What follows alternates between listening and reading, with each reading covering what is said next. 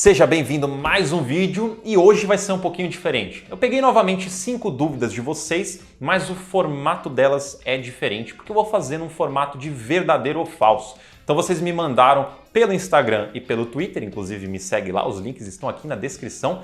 E eu peguei algumas frases que vocês mandaram, algumas afirmações que vocês fizeram e eu vou responder se é uma afirmação verdadeira ou falsa e vou também dar uma explicação. Inclusive, se você gostar desse formato, deixa o seu like, se inscreve no canal, deixa comentário, porque se você gostar, eu faço mais, obviamente. Se você não gostar, aí eu penso que eu faço. Mas então, deixa o like se curtiu e deixa nos comentários também. Primeira pergunta ou afirmação: os fundos imobiliários hedge funds vieram para substituir os FOFs, os fundos de fundos. Eu acho que é verdadeiro. Então, o que é um hedge fund? Ele é um fundo mais híbrido que veio ao mercado mais recentemente. Então, o primeiro deve ter quase 2 anos, não sei se já fez 2 anos. E dali para frente vieram mais alguns, mas ainda é um setor bem pequeno. Qual que é a proposta? Ele é um fundo de papel, basicamente. Então, ele investe principalmente em CRIs, mas ele também pode investir em várias outras coisas atreladas ao mercado imobiliário, como debentures, FDICs, FIPs, ações, outros ativos e cotas de fundos imobiliários também. Então, esse ativo, por ser bastante híbrido, o gestor tem mais flexibilidade para trabalhar aonde for mais interessante. Então, se a gente tiver um cenário onde para FOFs, para fundos de fundos, estiver ruim, ele pode mirar o portfólio dele para outro lado, diferentemente de um FOF puro que não consegue, ele não tem o que fazer. Se o mercado está ruim, ele vai ter que atravessar o mercado ruim do jeito que ele está. Então é muito mais difícil. Então eu entendo que esse hedge fund, apesar de não ser a mesma coisa que um FOF, ele tem um modelo bem mais interessante que pode ser uma substituição ou uma evolução dos FOFs atuais. Pode ser que não na mesma proporção, mas eu acho que é um caminho que faz todo sentido. Inclusive, se você não sabe o que é um FOF ou tem dificuldade de aprender mais sobre um FOF, eu vou deixar um e-book que eu escrevi aqui na descrição, ele é gratuito e ele explica o que você precisa prestar atenção para estudar um fundo de fundos. Segunda afirmação: as lajes nunca vão se recuperar. E por ter usado principalmente a palavra nunca, eu já digo que é falso. Elas vão se recuperar, só que a gente tem que entender que as regiões em quais elas estão inseridas vão ali cumprir um grande papel na recuperação, na demora ou na aceleração dessa recuperação. Então, regiões melhores, elas vão se recuperar muito mais rápido, como já vem se recuperando, principalmente aqui em São Paulo. Faria Lima, Itaim, Vila Olímpia, Paulista, são regiões bem melhores para esse setor de escritórios e elas tendem a ter uma recuperação mais rápida, como já vem se recuperando. Agora, se a gente estiver falando de outras regiões, regiões mais afastadas talvez, onde o mercado é menos aquecido, por exemplo, as lajes vão ter mais dificuldade de voltar. Por isso que eu digo que é falso. Algumas regiões vão voltar rápidas, outras vão mais devagar. Pode ser que uma ou outra tenha uma dificuldade e não melhore, mas vão ser aí casos pontuais e normalmente não é o caso dos fundos imobiliários, tá? Os fundos imobiliários têm uma tendência a se posicionar no mercado de São Paulo para escritórios. Alguns se aventuram em outros lugares, mas principalmente no de São Paulo. Então, falso, eles vão se recuperar, alguns mais rápidos, outros mais lentos. Afirmação número 3. Os REITs e os FIIs são a mesma coisa, só que em países diferentes. Mais uma vez, essa é falsa. Apesar de todo mundo, ou a maioria das pessoas falarem que os REITs são os fundos imobiliários lá nos Estados Unidos, isso não é verdade. Eles não são muito bem como irmãos, são mais como primos ou alguém, um familiar próximo.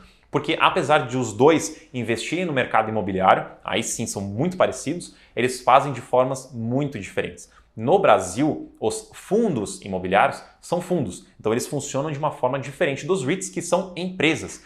Isso principalmente para alavancagem. Então os REITs, como seguem uma formatação de empresa, eles podem se alavancar muito mais. Eles têm uma distribuição de rendimentos, de dividendos, diferente do que a gente tem, uma recorrência menor do que o que a gente tem nos fundos. Então assim, se você tiver interesse em investir em REITs, que são um investimento interessante, só saiba que eles não são a mesma coisa. São veículos usados para investir no mercado imobiliário, porém fazem de forma diferente. Então, se você quiser investir em REITs, tenha certeza aí, se certifique de estudar e dar uma olhada de como funciona antes de ir lá e investir, achando que é exatamente a mesma coisa que fundo imobiliário, tá? Porque não é, só são parecidos. Afirmação número 4. Comprar um fundo imobiliário abaixo do valor patrimonial é bom. E isso é falso. Por que é falso? Porque isso pode ser bom, como pode ser ruim. Então, no caso, a gente deixa um falso para essa afirmação. Você tem que lembrar que o valor patrimonial é a referência do que seria mais ou menos o valor justo daquele portfólio. Se está sendo negociado abaixo, então algo está acontecendo para que o mercado entenda que o fundo não está valendo aquilo que em tese o portfólio vale.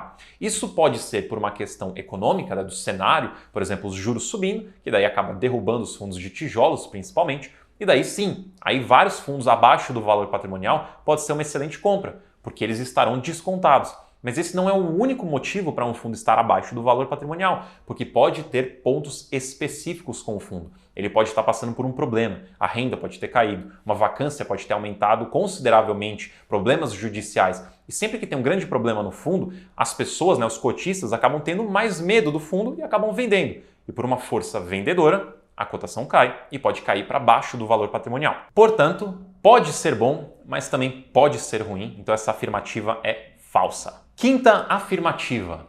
Agora é a hora de comprar fundos imobiliários de tijolo. E para essa eu dou verdadeiro. Eu acho que é uma ótima hora para você conseguir investir em fundos de tijolos bastante descontados. Então, junto do que eu acabei de explicar, do estar abaixo do valor patrimonial, dos juros subirem e derrubarem os fundos de tijolos, isso se aplica bastante ao cenário atual, porque estamos com juros altos, estamos com fundos imobiliários de tijolos para baixo, em termos de cotação. Só que a renda deles vem subindo constantemente, né? Se você olhar de um ano para cá, subiu. Patrimônio tem subido, eles têm ficado cada vez mais robustos, muitos têm feito uma gestão ativa e vendido imóveis, gerando ainda mais lucro para os seus cotistas. Então, os fundos imobiliários de tijolo estão muito bem em termos de portfólio, em termos de performance, mas a cotação realmente ela está para baixo. Então, se a cotação está para baixo, a qualidade está para cima, torna-se um momento bastante interessante para fazer investimento em fundos imobiliários de tijolos. Isso quer dizer que não é para comprar fundo de papel,